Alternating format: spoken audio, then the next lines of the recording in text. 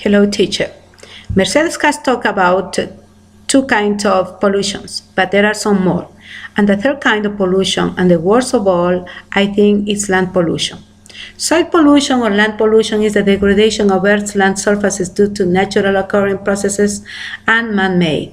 Natural processes like eruptions, floods, forest fires, heavy metals, storm erosions can affect the soil, but they are not as devastating as land pollution caused by man's hand because of urbanization and industrialization mainly.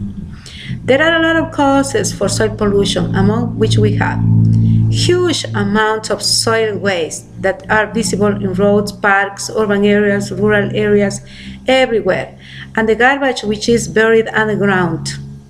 Moreover, there's not a proper disposal of a lot of waste, and landfills are a problem too, because there all kinds of garbage, like human waste, animal waste, domestic waste, and chemicals, are being mixed together, resulting in dangerous substances that might contaminate sources of water and farms. Second cause is the use, misuse, and abuse of chemicals such as pesticides, herbicides, and fertilizers for agricultural purposes. Another cause is the accidental disasters like the oil spills. Another cause is the abandoned land containing dangerous toxic substances left behind by oil factories and industries that are known as the brownfields. Energy production is also a problem. For example, coal mining, natural gas, nuclear plants, oil refineries. And finally, we have the construction activities that makes a lot of waste. As a consequence, we have some effects. Number one, loss of fertile land for agriculture, forest cover, because the composition of soil and its functions are altered.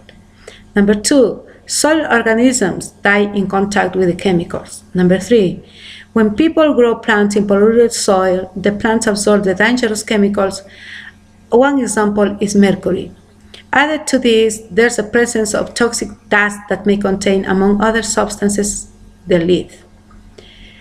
And finally, we have, as a consequence, that plants, animals are polluted, and this situation can compromise food chain.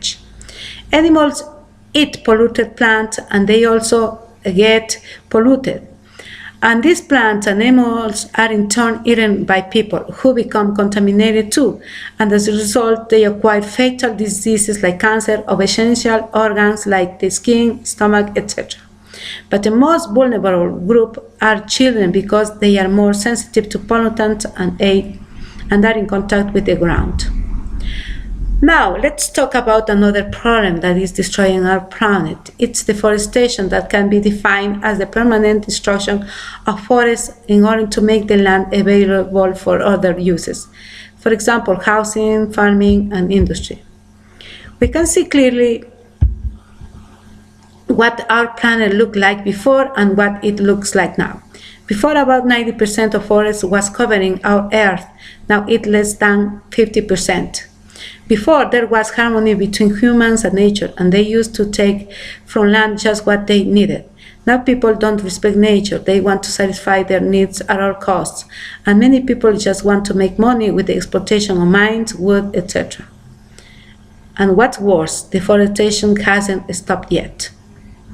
The main causes for deforestation are, number one, urbanization.